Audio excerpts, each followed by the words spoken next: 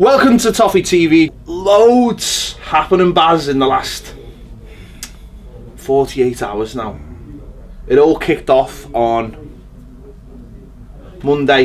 Tuesday night. I can't keep up. I'm trying to Tuesday night. Obviously, listen, we had loads of rumours about Sam Allardyce, and Wednesday was the D-Day. That was the day it was supposed to all happen. He was going to London, and he was meeting up with Farhad Moshiri. Tuesday night we get the announcement of the board restructure. Robert Elston out, John Woods out, Denise Barrett-Baxendale, Professor Denise Barrett-Baxendale, now the new Chief Executive. Keith Harris, Deputy, and Alexander Rajanov. Say fast, doesn't matter how you say it. You say fast is also in there in the mix, and it just you know, as soon as that happened, it felt like oof. It started. Yeah, it's, you know, the whole restructure. We've been speaking about it for a few months now, haven't we? The need for clarity everywhere. You know, we mentioned last week when the club gone to announce Robert Elston's leaving date and everything else. You know, we were all wondering. Farhad Moshiri's waited till the end of the season. Came back, flew in on Tuesday from Monaco or wherever he is, and got to work with it, and it's good. It's good because it looks like a clear structure now when you look at the makeup of the club. Obviously, we knew Robert Elston was going. Professor Denise Barrett-Baxendale knows the club. Evertonian, done fantastic work in the community. So I've seen people say it's a safe appointment, but you know, she's done well. So why she not was the outstanding candidate from within the club, I believe. Yes, people will say, you know, why aren't we looking to the outside? Well, maybe, I'm just playing devil's advocate here, maybe with, you know, the appointment of Keith Harris being on the board in the last year or so, and now being given more responsibility, probably the stadium responsibility, we'd think, because he was involved with the building of Wembley, that he is maybe that outside man that we were all looking for, maybe to take over as chief executive. Maybe, and obviously, you know, I know you're going to get onto Marcel Brands in a bit, but it looks like Denise's role is very much on the business side of things. Yeah, there'll be some crossover into the playing side, because there has to be. But in general, you know, it looks like, right, there's people who look accountable for things now, or certainly responsible. Accountable is probably not the right word, but responsible for things, which beforehand it was just the board or Farhad Moshiri. He didn't actually know who was doing what the makeup of it was, and now it looks like there's clear roles for people, and that can only benefit the club. Yeah, because Robert Elston's gone, and I don't feel sorry for him, but I think that he suffered from him having almost that too much responsibility over time. It felt like for years that it was like he was in charge of everything at the club, so it was all, you know, it was always his fault, or, you know, him and Bill or whatever. So I think they've learned that, well, maybe business has just moved on. It's hard to sit and give a clear, definite, you know, insight into the world of business when you just don't know. But it does feel like that his part of his job now been broken up, so there is, because I think football has moved on, hasn't it? It's gone from being, you know, doing these deals that at the time seemed big. I think everything in football for me has just got more detailed and refined, and you're dealing with such big things now. And obviously Everton day to day, because of the stadium as well, it's almost like it's two different things now. It's a football club and they're trying to get a stadium built. It's so much happening at the same time. So I think it's important that those roles have been refined, and you don't just have the one person you look to now. Definitely. I mean, you know, you only have to look at some football clubs, the way they're operated, and what levels of commercial deals they get and different things like that. We still seem to be very much like a family club, which is great on one aspect of it, but when you're trying to compete with teams above you who are powerful, brands are really strong and things like that, it's difficult to jump into that. You know, the criticism, there's been criticism there because Robert Elstone and Bill work so closely together. Frustration.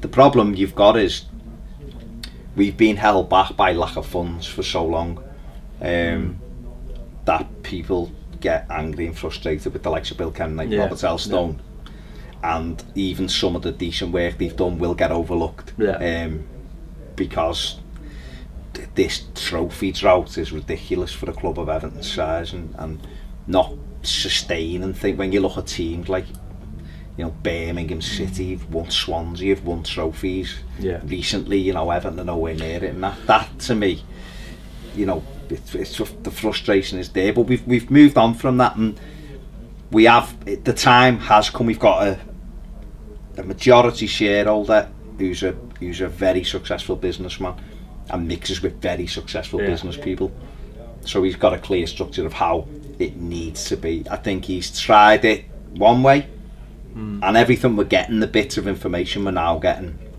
he's tried it one way and he's decided, no, this ain't working and this is how it's going to be, hence the new structure. And let's hope that for once we've made good decisions, good choices, and we can actually start to benefit, because it has over the last year, not on the playing side, off-field stuff has improved, sponsorship of USM Finch Farm, and it deals with the chat bank. It seems to be going more in the right direction. If it's not, even if it isn't massive strides, sometimes, I suppose, you know, you've got to take smaller strides if you're trying to build out your brand. I think that, going back to what you said about Elston, I think the big, you know, the likes of Elston, the big problem with him was, or the club certainly at that time was, it was funny I was talking about before, is, and it's something that comes out of around at that time now, is that, you know, we're getting this sort of be careful what you wish for sort of vibe thrown at us. And when you look at the book, you know, the history books, and you look at where we've placed in the last 10-15 years, we've been a top 6 team or in top 7, whatever. But the problem is, the difference is now is that, and I think this is why people are like, well, where do you expect to finish? Is any of the top 6 now can finish in the Champions League places. When we were in the top 6, we managed it once, and we never really pushed past that. Apart from obviously the season under Martinez, we never really, we sometimes, you know, we finished 5th, but we were always a mile away from finishing 4th. Whereas anyone in that top 6 can finish there now, so it's going to be tough to try and break into that. So I think that's a failing of that time, is that it was like we didn't build on it. We couldn't build on it, and they'll say that's not their fault, finances and all the rest of it. We didn't build on it, so I think that was one of the major frustrations that come out of that period. And it was also, and David Moyes was chief of this as well, was almost dumbing Everton down a bit and going, well, we haven't got money, so we can't, you know, that people will say, well, that was just realism, but football isn't about being real. No. So you've got to dream and think big, and if you start telling everybody that we're not a big club anymore, enough people start believing it, and that's a good point to go from for the situation on Wednesday morning. You know, we did all the rumours, we were expecting it. Sam Allardyce, about 9:45 is sacked by the club, no messing about, no mutual consent, no amicable split, sacked. Little statement from Professor Denise Barrett-Baxendale to say, you know, thanks but no thanks, we're moving in a different direction, we're looking to the future. And I think the response to Sam Allardyce's sack, and the media are all, or certain members of the media are all aghast, how dare you, and all that. But I think the ultimate thing comes from what you've just saying. We've lived with that. We've lived with, you know, we don't want to dare to try. Whereas fans are now going, why don't we dare to try? you know, if the Iranian fella's got the readies he claims he has, why aren't we, you know, trying to push on? And I think fans are just not willing to sit there and suffer. You know, they want something fresh, and I think, you know, Sam Allardyce going is a clear indication of that from the fans. Definitely. I mean, we want to win something. You know, that's the thing. But first and foremost, we want to enjoy watching our team play football, and we all want to get behind something that's getting built. You know, we wanted to be behind Martinez. You seen that first season. We all, you know, some of us were cautious before he came and didn't really want him, but we quickly got on board and everything started snowballing. It looked really promising, and it's, you know, it was built on sand because he didn't know how to defend, but we all wanted to be behind that. Then Koeman was standoffish and things like that, and people didn't take to him really, and then nobody really wanted Sam Allardyce, whether he needed to come in at that time or not. People weren't made up with the appointments, and he's obviously, you know, I think it was Andy Hunter that done a piece talking about he made no effort at all to endear himself to Evertonians. He didn't buy into it. You know, seeing Roger Bennett as well from Men in Blazers saying he's never known an Everton manager to be so distant from the fans, and that kind of thing creates a divide. So I think a lot of people's realisation in about, probably when Luckman went out the door, but certainly in about March, when we were safe, when we'd won at Stoke, we were safe.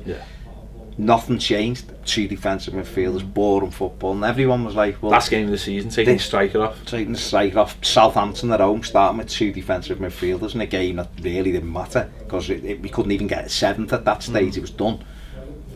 So you're looking and going, this just ain't gonna change, and fans are wanting to see progression. They want something to believe in. They want to see it and go, we've got a young, hungry attacking manager, we'll get behind it. And it might be bumpy and it might be this, but if we're still moving forward, we'll be all over it. Whereas I think this year, I think the problem with this season, the summer was so positive and so full of expectation and excitement that when it spiraled out of control by October, almost everyone's chins were on the floor, and then we could have picked it back up with a positive appointment.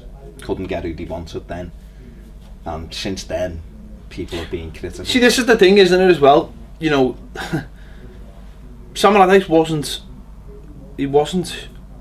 first choice. You know, Silva was first choice. We know that he wanted Silva in. He wanted him in earlier, and it just came that because of, you know, the time under David Unsworth, then it felt like it had gone on too long. Then he had to make a change. And you know, you look at someone like Southampton, and you see how late they made the change. You can understand why he wanted to get it done early and almost get that sorted. But by doing that, I think that's paved the way actually for the long-term future, because I think what has actually happened off the pitch, but it looks like, you can't obviously say it is that by being practically safe by March, well, we were actually safe in February, the Crystal Palace game, really, technically. Technically. It's allowed Farhad Moshiri to go away and get his vision of what he wanted since then, without sort of letting anyone else in on the plan. I mean, I'm sure he has. He's got his, you know, the people on the board and that, but without sort of bringing Sam Allardyce into the conversation, or Steve Walsh into the conversation, or anyone on the football side off it. He seems to have been planning the long-term future, how he sees it since then, because, and I think that's why, maybe that's why he did bring Sam Allardyce in, to guarantee that safety by as early as possible, knowing that the season was a write-off anyway. Because if he, as I say, if he'd left it or gone for, you know, look at what West Brom, and we keep on getting told West Brom were hiding us, Southampton were hiding us when Allardyce came in, but they were still crap, and they you know, obviously Southampton waited and bought Hughes and stayed in by you know, scruff of the neck, sort of gritted teeth. And West Brom brought someone in who was just shite in Pardew, let's get it right.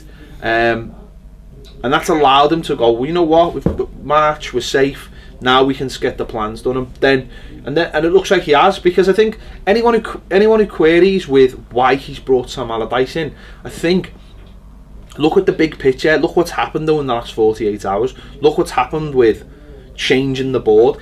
What he's effectively said there is, this isn't Sam Allardyce, this is everything. I've got it wrong myself. And I think Sam Allardyce can take sort of half from that, no one's putting the blame on him. And that's why I think when you have these phone-ins and stuff, and you know, his media cronies are like, oh, he's done a great job. Look at the bigger picture. It's not about Sam Allardyce. Farhad Moshiri's made a decision that affects Everton long term. Sam Allardyce isn't in it for the long term, and would he fit into what they want?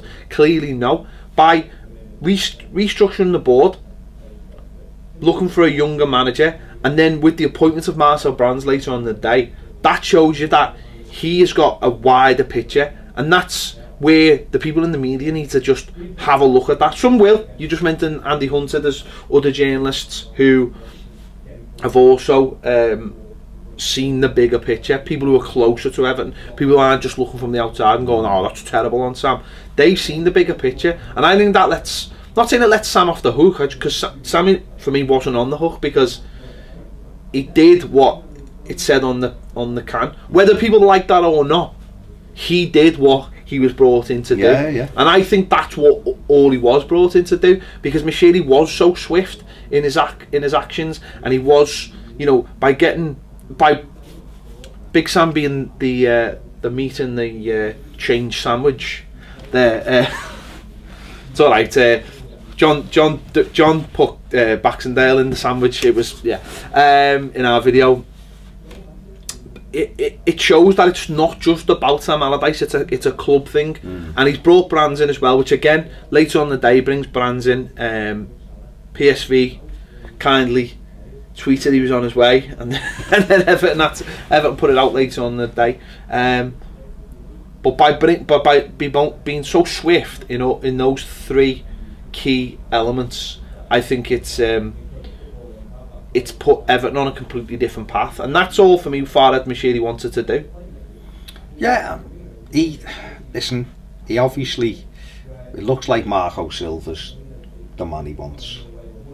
Therefore, the Sam Allardyce thing was, can we just get someone who will guarantee us that we're still going to be here? Because that's, people will go, we're never in danger, but after Southampton, we looked in danger. Whether the players were good enough, but at that time they were all over the place.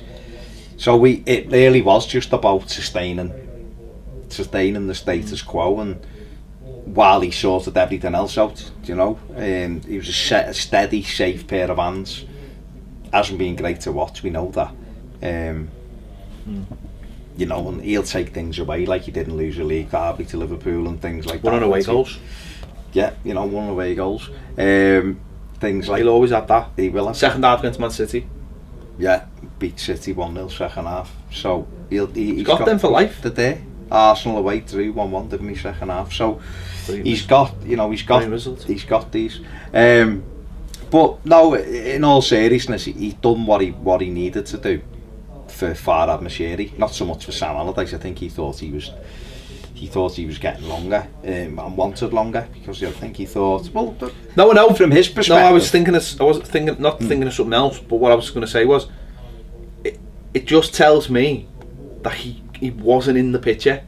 Do you know what I mean? Like he Farhad Moshiri has. Don't forget. Again, something the media have completely not looked at. Steve Walsh got the sack yesterday as well. You know, it's not. This is not all about Sam Allardyce, and yet the media want to make it all about Sam Allardyce. It's not. Steve Walsh got the sack as well yesterday. He's out the door again. Thanks, bye. See you later. He's out the door. So Everton, in the space of 48 hours, Everton have completely restructured the top end of the club. Completely. Yeah. You know, that's huge. That is huge. Massive. We sat here on Tuesday and did a video for Patreon. Who's the most important appointments, you know, and we're sitting here and we're talking about they've got to do this and they've got to do that. The next day they've done it all. They had done it all. It had all been done in the next day. Do you think they watched that on the Tuesday? I think I'll have to check. I'll have to check some of the names. On the things and just but they did it the next day, and I think that's what's getting missed here by all these people. Everton have just changed the top end. And listen, I'm not sitting here going, this is going to be amazing, like, because I don't want to fall into that trap. But it's huge that they can you know, that is, they have completely changed the way they want to go forward. And you know, you mentioned Silva there. Well, let's just stick on Brands for a minute. Stick on Brand. Brands has come in, and you know, you've got people who are excited, and maybe you've got people who are excited but they don't know why they're excited. We've got him! Who is he? Don't know. It's Bosto, which we've been guilty of in the past. But this is the one. This is the fella that he wanted. This is the fella he's identified. You were saying to me he wanted him before he got Walsh in. So why do you think he's so key? I think because of the way he sees the club, Mashiri. I think he wants someone who will run the whole football side of it at the very top end, who's experienced but with a track record. He wanted Monty, who was you know, the best in the world apparently at that time, and Seville wouldn't let him go. And Brands was the next one. He didn't want to go, which is fair enough, and we ended up with Welsh. So he's had his eye on him for 2 years, almost the best part of 2 years. He's done extensive research on him apparently. His track record's there. Look at PSV, won the league again. He's got a great history of it. Brings players through, some of the players, Moussa Dembele, people like that. Sold on Wijnaldum at Liverpool, them kind of players that he's brought through. Dries Mertens as well. So he's got the pie he had as well. Good track record. Loves promoting youth players into the first team and seeing that pathway. And I think he sets up those pathways as well, doesn't he? From what I've read. And he's a good negotiator, I believe, and you know, he identifies things and an ethos for the way the team will play. Everything we've spoke about in terms of what we'd like and what other people have said and what they'd like, he kind of speaks about it. He's demonstrated that in the past. So I think that's key for us, because he hit the nail himself when he said they've had too many managers and changed too many players for it to have worked for them, so they'd go in a different way, which to me means building something, which is what we need. I think as well, I think people are not all sure about this, about that technical director or director of football or whatever you want to call it. But I think with the way the restructure has worked, I think what they've done is, as well, by the looks of it, is that they've restructured to give him more room to do his job.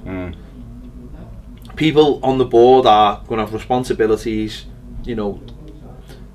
Denise Barrett Baxendale, the day-to-day running, you know, Keith Harris to try and sort the stadium, the Russian fella, to do all the commercial stuff and you know, get the money into the club, and then you've got it's almost like it's the top, but it's a line, and then on that side you've got Brands, and I think, and then he's then, there's a hierarchy then on that side. So there's a football side and there's the football, you know, the other side of it. And I think with Brands, I think the way to look at it is that in Europe, certainly it's not as big here.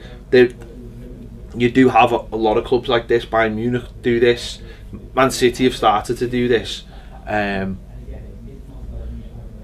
if you're going to look at the world's best managers and say, well, Pep Guardiola or Mourinho or whatever, if you're going to look at that side of it, he is up there, isn't he? He's up there, as you've mentioned, Monchi, who would be the best. He's up there as one of those best, and we've gone out and got him, which is potentially, you know, fantastic. I mean, if it works. But what you got to remember is, when we brought that system in, we didn't go out and look for the best. We didn't even go out and look for someone who'd done it. Well, we tried to get. Well, no. Sorry, yeah, we tried to. Just couldn't. We couldn't. So we ended up with effectively bringing in somebody who hadn't done the job before and said, go and do that job. So we didn't go out and even try and get the best. We did try and get the best, but we ended up with someone who was like, a novice. So if it's like you've gone out for the manager and wanted Pep Guardiola, you couldn't get him, and you've said to Duncan Ferguson, "Would you want to be the manager then?" You know, I know you're a coach and you might be an okay coach or whatever, but you want to be the man. Or even David Unsworth for that. Yeah. We know you're a manager. Oh, you're not a Premier League manager though, but you fancy having a go at doing that, and that's what it almost feels like with Steve Walsh. And it's almost like, well, I can do the, or even like, well, I can do that job. But yeah, but if you want to do this, you need to do that, and that. And when it was all pushed together, he couldn't do it. What's not his job? Whereas this fella, this is his job. This is what he does. He's been doing it since 2005. You know, at a couple of different clubs. That's what's key. The fact that he's done it before. Yeah. That's what the difference is. And you know, Steve Walsh come in, like you said, his role was totally different at Leicester. He was like chief scout and part of the coaching staff. So he was on the training ground with the players. You know, and was part of Ranieri's back room with Shakespeare.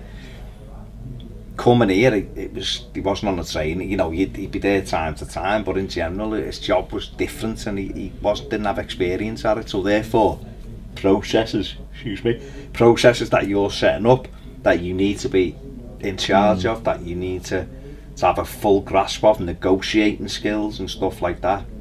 He hadn't done any of that. Contacts as well. Contacts and you know, various other things that go on in that role. He didn't have a handle on, which isn't great. And his relationship with Ronald Koeman wasn't very good. I think that, as Koeman's already said many times, they didn't have the greatest relationship. So that, you know, that's what that is. So this time we have got one of the best, you know, certainly in Europe. So hopefully he's going to come in and establish that side of the club, so everyone's clear, so that the manager, if it's Marco Silva, can get on with doing what he does, but have a decent relationship with the director of football. And the other thing is what we've said before: if we can get a way of playing and players that fit that system, if Marco Silva either gets poached or isn't good enough, the likes of Marcel Brands will already be identifying similar managers who can come in and take over these players. Because the problem, I think, sometimes with football clubs now, with the money and stuff, it wasn't such a thing years ago, but now the money you spend on players and different types of players, the reason some clubs have real issues is they bring different coaches. Like when Liverpool brought Jurgen Klopp in, Jurgen Klopp was like, you know, a highly rated European coach. He came into Liverpool with Brendan Rodgers players, and it was alright. They finished 8th. They got to 2 cup finals, but they finished 8th. But he went and got people who complemented his system, and he got them to 4th because he's a good coach and because he improved them and he worked them harder. Then in the summer he went and got more to complement. So now that's why they're in a Champions League final. They qualify for the Champions League again next season, because it took him time to mould his team. Where I think the likes of Koeman went wrong was he just got players who were good with no idea, and Walsh, the pair of them, no idea how everyone was fitting together. And that's why I think the philosophy side of it, Marcel Brands he's got to have big input into that, and try and shape Everton going forward, because if that should provide continuity as we move forward, really, that's what it should. Whether it does, well, that's what it should be, shouldn't it? It should be all pulling in the same direction. It was like, you go back to Man City, where, you know, they got the people in the back a year or so before Pep Guardiola come in. They structured that club so that when Pep Guardiola came in, it was all ready for him, how he worked, because they were all his people he'd had at Barcelona anyway. So all those people had already been guiding the club in that direction, so that when he walked through the door, it was all set up for them. Now, obviously, we're not going to go and get you're not going to go and get a Pep Guardiola. It might be Marco Silva, but at least if it is Marco Silva, you know, at least if it is, and maybe I'm hoping if it is Marco Silva that it's always been Marco Silva. Do you know what I mean? Because if it has been Marco Silva since day one, then Marco Silva will have been able to look at us and even maybe spoken to Brands or Macheri or whatever and started to get to work. Basically, that's basically what I'm trying to say. Started to get to work, and Brands the same. Started to get to work. Started to look, you know, at what he's come into. You know, who are the players he's going to come into? You know, who's he going to be working with? What is the structure of the club? What is, you know, if it has been Silva, you know, I know they've said that Denise Barrett now, and we're going to have to just start calling it, after a while that's just going to be called, yeah, the backs. That, you know, they here and Brands are supposed to be going away and sorting out the manager situation the next 10 days to 2 weeks or whatever, even though their jobs don't start on the 1st of June, by the way. But you know, if it is Silva, then I'd rather it's always been Silva, because that way we've got a head start then on potentially one of the, I mean, this is why it's so key we got these things out the way anyway, on one of the fastest turnovers of transfer deadline, transfer window opens today. You know, so it's important that we're ready to go. So I'm just hoping that I'm buoyed by the fact that Brands has walked in and it's like, yeah, I've had this job for about 2 months or 3 months, and I've already had a little look around, and I already know where we want to go, and I've already got a picture in my head, and I already know the players I want, and the manager who comes in, you know, without saying any names, he will be selected based on where I see the club going. And I think that's really important, because I think in the past we've got this we've had for years the manager's the most important man at the club, and loads of people still think he is, but football's changed, like we've said on, you know, sports has changed as a whole. There's so much money involved, but if the hierarchy's there, so we don't have that, well, who bought him, you know, when the bad players, Steve Walsh bought them. When they were good players, Koeman or Allardyce bought them, you know, or depending on what your outlook was on the whole thing, it does seem like it'll be like, well, Brands has the vision, the manager who he selects, his job is to realise that vision, and between them, the players and Raiola as well, will be selected to do that. Yeah, that's what you hope. You know, we've seen links already with Justin Kluivert, you know, who Raiola has. So, you know, if we can start getting people like that in through the door because of Raiola and because of Brands, then he's a hot property in Europe, you know, and that should help with how things are going. So fingers crossed that it all runs smoothly. Yeah, listen, it seems complicated. It seems a million miles from where football used to be. But I think actually this system will be less complicated than it was before, because I think the most important word here is hierarchy. Okay. I think it's so key. Do you disagree with that? No, no. For me, I think it's so key, Baz, right, that the people within the club know their bosses, but I think it's so important to us as well that we know who we know, and this is why I've said for ages, and why we've said for ages, why the Brands appointment was so key, because it was about he's now in charge of creating the vision, whereas I never for 1 minute thought Steve Walsh's job was, he was just like, well, I'll buy the players, or I'll go and get the players that you want, and that's just under Koeman and him, that just seemed to cause more problems than it solved. Whereas I think with this, I think the key thing was when they said Brands and Denise Barrett will select the manager. I think that was the most key thing, because when the manager walks into I don't think they have a normal like interview process like anyway, like no, but when they walk into a room and the first person they meet is Marcel Brands, and he's, you know, I'm the technical director, I'm in charge, I'm your boss, whereas I don't ever think when you have a director of, I didn't think under Walsh, Walsh wasn't Koeman's boss, exactly.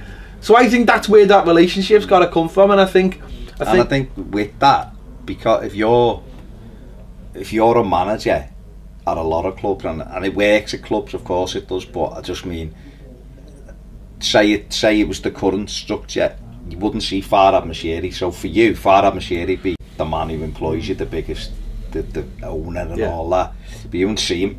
every now and again, whereas with Marcel Brands, he's going to be based at Finch Farm, so you're going to see your boss is going to be around most day, unless he's off doing stuff, but he's a visible presence within the training complex, the training ground, running that whole thing. It's very visible, and I think that's important. The equivalent, I would say, it's not really an equivalent, but you know, when someone's making a film or a TV program, and you have the director, right, who is, you know, it's his vision on the pitch or on the screen, but the producer is his boss, and the producer can just be like, this isn't going away, that, you know, we've got to sell this film, we've got to get, you know, I've got to get bums on the seats. What your vision is, you know, that's you, but I know this isn't going to make any money. Do you know what I mean? And I think that's where it's that kind of relationship, and I think that's got to be there. That hierarchy's got to be there, and I just think the whole thing, the way it's been, almost, I just feel like the boardroom's there, but there's like there's a split down. There's a split, and you've got Denise Barrett-Baxendale's top dog on that side, and Marcel Brands is top dog on that side. You know, football. Business, even though he's the football business guy as well, but you know what I mean. Yeah, it's all. It seems to make sense now. Obviously, the proof will be in the pudding, but it's good that they've acted swiftly. As long as it makes sense to them. Whereas before, I don't think the structure was in place for it to work, because I just think there was too many people standing on each other's toes. By the looks of it. By the looks of it. Yeah. Because you still had as well, don't forget, you had, and this is, you know what, it's funny because it's indicative of the team as well. The team is people from Moyes' era, you know, who played for Martinez, who played for Koeman, who played for Sam Allardyce, and the boardroom was a bit like that. It still had Bill's chief executive, it still had John Woods, it still had probably Bill making big decisions. Now, it's more Mashiri's people. Which makes sense. Which makes more sense. There's still parts of it, and Bill's still there for the meantime, just, you know, like a force ghost, Obi-Wan, you know, giving advice out. But it seems now that it's Mashiri's men, and that's the vision now, right? That can only be a good thing, can't it? Because it's him getting a proper hold of the club, which is what we want. Because I think sometimes this season people have questioned him and gone, we've questioned him and gone, what's happening here? Because he's put a lot of money in. Is that it? Is he just more? But it isn't. He's Bramley Moore's a massive thing, and that's what he's taking on. But what I mean is, it's equally important for the playing side, and we have looked this season and gone, where's this going? Is he just going to go, Allardyce, stay in charge for a bit, just keep us afloat? But he isn't. He's looked at it and gone, nah, I want to build something. I come here to be successful. Didn't come here to just own a football club. You know? It's and we've said this on the flip side, it's a long-term solution to long-term problems, whereas Sam was a short-term solution for long-term problems. So hopefully now people people will know when they come back whether they've got, you know, futures or not. The likes of Adam Oldham will come back, and it'll be like, it might be completely different. You think he'd play? The young players under Silva? Well, you'd like to think. You'd like to think. Richarlison, didn't he? No, I know. So you'd like to think, you know, all the other young players will come back, and you know, obviously some players will be out the door, but at least they'll know now. I think the vision will be there to just say, well, thanks, but no thanks. This is where we're going, you know, and we don't want you. And we can buy into that then as fans. Yeah, because that's all we want. We can look and go, well, this is our manager now. If it's Marco Silva, he's 40. He's a young manager. He's hungry, attacking. Okay, there's question marks over him. There is, but it's up to him to dispel those fears for us. It's up to us to back him. It's up to him to dispel any fears we've got by portraying it on the pitch. And by doing that, if he turned around and went, him don't suit the way I play, we just have to go, right, well, he's got an idea in his head. But the most important thing is, for that, if it is Silva and if people have got issues with that, I mean, I'm not convinced over Silva. The proof would be in the pudding for me. But I'm not overly convinced Fonseca, because he's got things as well. The only person I'd be convinced by is Pep Guardiola. If I'm perfectly honest. Every manager's a risk, because just because you're great at one club doesn't mean you're great at another club. There's factors. You need a little bit of good fortune. You need different things. The choices we've got. I'd love Emery, but Emery's not without his problems, and he can't speak English, and he can be quite divisive. I think some people don't like him. Like you said, Fonseca, people are all over him. Can he do it in England? You wouldn't know. And you know, there's issues there. You look at Dice and you go, well, he's a safe pair of hands, but is he really? Would he really excite us? Ancelotti, is he arsed that he needs top level players? No, I know. Do you know what I'm saying? Hunger wise, done it for years. The most important thing is that Macheri and Brands is that whoever comes in to a club now that is stable and knows where unified and knows where it's going, and that I think and gives the man who comes in all the necessary tools to do his job, and that's all you can ask for. Let's be honest, the only people that it really matter in is Macheri and Brands. And if they've made, if it's my, and listen, no, you're right, because you know what, we shouldn't even know the names of those three other people, really. Do you know what I mean? We shouldn't really know that who they, you know. Denise Barrett-Baxter is like a figurehead, and she'll have a name on all the statements because that's where she. But we shouldn't really know who those people are. They run the shop. Do you know what I mean? Well, this day and age you do, but no, you're right. They're not. They shouldn't be important. It's in terms of football, because the football side should be important, but it's all important. Yeah, of course. I just mean Brands and Macheri are the most important, and if Marco Silva's been identified a while ago and they've looked at it and gone, you know, when he's made the decision that it's definitely not Sam Allardyce, you know, Marcel Brands might have been like, nah, not having that, you know. And it's Silva, like you said, he's been looking at it. They know what kind of manager Silva is. He might have spoke to Brands, and Brands might be like, this is what I want to do, and he's like, that's what I want to do. That's fine. That's because that means you're getting that unity. Whereas Koeman was in and then Walsh came in, Walsh might have looked at Koeman and gone, I wouldn't have employed you, you know. I don't actually think you're very good. You know, whether Walsh was qualified to do it or not, just because he was put together with Ronald Koeman doesn't mean if he would have had any influence in a decision, he would have said Ronald Koeman's the one I'd go for. He might have looked and gone, I'm impressed with him. He didn't have a style at Southampton. He didn't do this. He didn't. Well, the flip side of that is Koeman would have looked at him and gone, you can't do this. Yeah, you can't do this job. Right. I don't mind.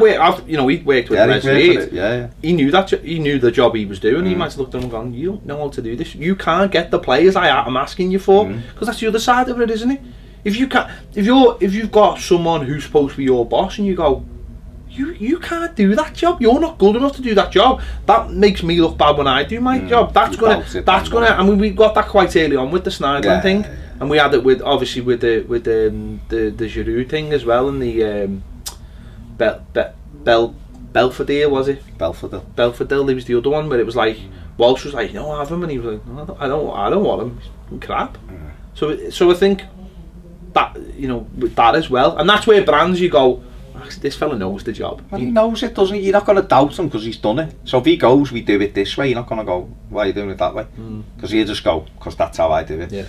And I've done it for years. That's how it's done. The job is done like this. Yeah. People aren't going to go, well, you know what, it's better doing it this way, which they might have said to Walsh, and Walsh might have gone, oh, okay. And it's we don't know, obviously we're speculating, but all you can do is get people in who've done the job before. That's all you can do. And we're good at it. And are good at it, because that's why you've gone for them. So listen, Macheri's not going to want to keep, or Usman or whoever it is, isn't going to want to keep spunking money up the wall without seeing anything. Well, he's not, is he? No. He's gone and got Walsh. He's paid enough to pay them all off. He's culled them, gone. But that's bloody spare change if you get it right. Oh, yeah. If you get it right and get a vision going, and it starts to work, that's money well spent, because you've tried and it hasn't really worked. So it's move again. Yeah. We move again. Tottenham took a while. Man City took a while to get it right, and then they got it right in a big way. But it still took them they went through a couple of managers before they were happy with, Pellegrini, and then they still weren't happy with him, and they wanted Pep. That's why he stayed so long. So it might take a little bit of time, but as long as we're moving forward, as long as there's a vision, and as long as everyone can follow the breadcrumbs, which I don't think there was any, then that you'll feel like we're moving forward. That's all we want as fans. Then we'll buy into it, which creates a stronger Everton. Definitely. Yeah. So it's been a crazy last few days. Busy. Let us know your thoughts in the comments on the restructuring of the board, Sam Allardyce getting sacked, Marcel Brands being appointed, and what it all means and where we're going. And who do you want for the manager? Oh, bad. Let us know your thoughts in the comments. Thanks for watching Toffee TV. We'll see you later.